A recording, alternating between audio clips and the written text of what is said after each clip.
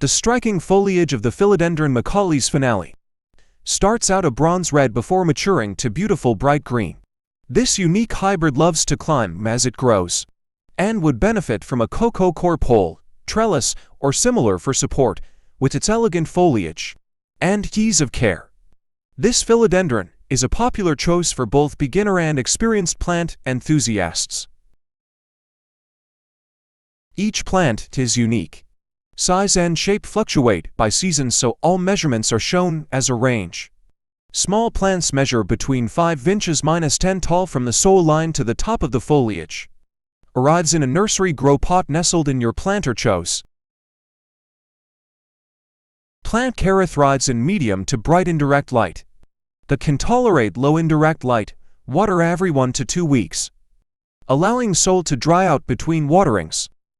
Expect to water more often in brighter light, and less often in lower light. The genus name Philodendron derives from the Greek words philo, meaning love or affection, and dendron, meaning tree.